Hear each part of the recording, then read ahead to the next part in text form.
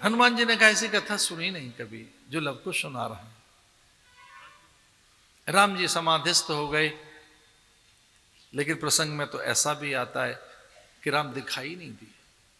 कथा सुनते सुनते राम लोप हो गया राम का, राम कहीं दिख नहीं रहे, क्योंकि वो पूरी कथा सुना रहे हैं कि कैसे राम का जन्म हुआ, कैसे राम ने रावण को मारा और किस प्रकार से सीता का निर्वासन हुआ। बिना कारण के सीता वन में भेज दी गई। ये प्रसंग सुनकर राम आनंदित हो गए, लेकिन राम दिखाई नहीं दे रहे। राम है कहां? भरत भयभीत हुए कि राम गए कहां। हनुमान ढूंढो राम को। हनुमान जी ने अपनी दृष्टि से देखा तो राम जी सभा के मध्य में पूरी भीड़ के बीचों बीच कथा सुन रहे हैं। हनुमान जी वहां गए, हे देव ऊपर आसन पे बैठिए ना। उन्होंने कहा कि भगवान की कथा ऊंचे आसन पर बैठकर नहीं सुनी जा सकती, ये भगवान की कथा नीचे बैठ के सुनेंगे। कल्याणम निधनम कलिमलम मथनम पावनम पावनानाम। ये कैसी है कथा? बीजम धर्म दुर्मस्य प्रभतु भवताम भूतये राम नाम। राम जी पता क्या कह रहे हैं? ये राम कथा है, ये परमात्मा की कथा है, नीचे बैठ के ही सुनेंगे। कथा सुना के चले आए बालक। राम ने इतना ही पूछा था कि कथा किसने सुनाई? तो बालक कहने लगे हमारे गुरुजी ने कथा लिखी है। और गुरुजी का नाम क्या है? अरे वाल्मीकि जी। राम ने धौले से पूछ लिया, आपकी माता कुशल से तो है ना? राम जी ने धीरे से पूछा बच्चों से, नाम क्या है? लव कुश है हमारा नाम। हो कौन? अरे मुनि कुमार हैं जी हम। मां कौन है? हमारी मां का नाम वंदे भी है। अच्छा, वाल्मीकि जी ने सीता का नाम वंदे भी रखा था, कोई पहचान न ले। अब वंदे भी के पुत्र है जी। आपकी मां कुशल से हैं? बड़ी सुंदर सी बात उन्होंने कही। बोली हमारी मां का नाम स्मरण करके पूरे संसार की कुशलता पैदा होती है। हमारी मां कौशला है, कुशला है, सुमंगला है, सुधीरा है, सुचरिता है, दिव्या है। ये किसने सिखाया? बोले हमारे गुरुजी कह रहे थे कि मां हमारी लक्ष्मी है। हमने जब अपनी मां के बारे में पूछा कि हमारी मां कौन है,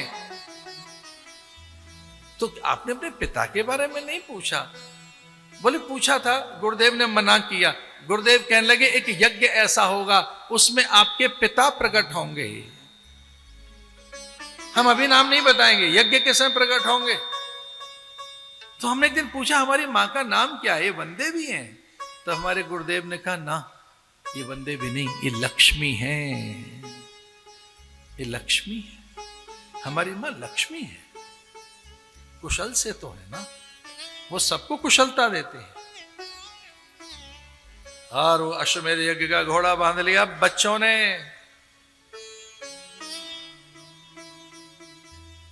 वाल्मीकि आए, बोले बच्चों ये अश्वमेध यज्ञ घोड़ा है रघुपति का, रघुनंदन का, रघुनाथ का, जो पूरी धरती के स्वामी है।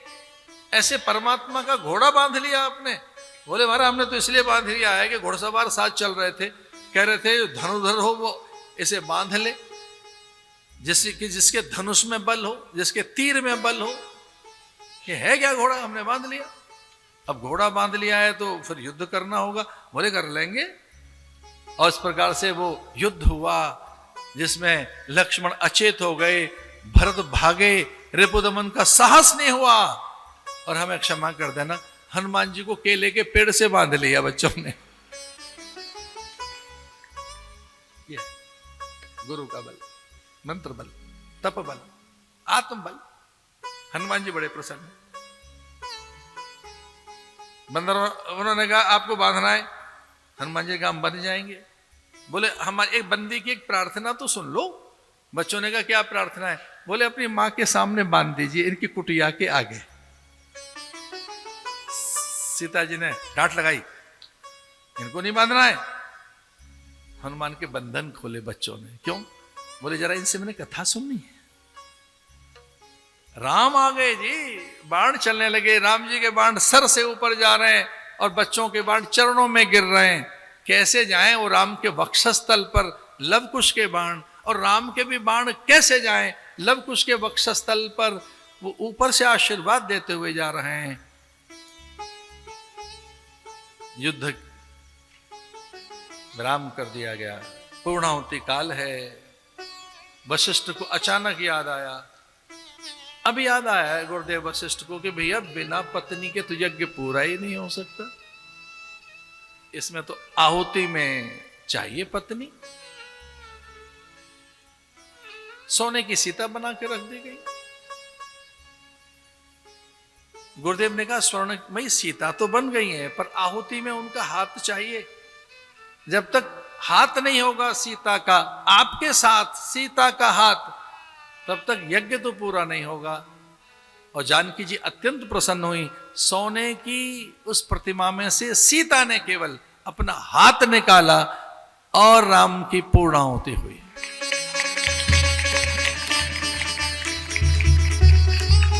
गुरुदेव ने कहा कि अभी तो हाथ देखा है, मैं पूरी सीता प्रकट कर दूंगा। सीता का आह्वान किया और सीता माता प्रकट हुई वहां यज्ञ स्थल पर, और वो कहने लगी कि जो मेरा कार्य था मैंने संपन्न कर दिया। मैंने बता दिया मैं शुद्धाऊं, प्रबुद्धाऊं, नित्याऊं, मुक्ताऊं में कहीं प्रकट हो सकती हूं। अयोध्यावासी सिर धुन धुन कर पछताने लगे। मां ने कहा सर्वथा कल्याण हो अयोध्या का, और मैं चली उस धाम में जो मेरा धाम है। ऐसे कह के धरती फट गई, सीता धरती में समा गई। सीता जी ने कहा हम पहले पहुंचते हैं, आप धीरे धीरे आना।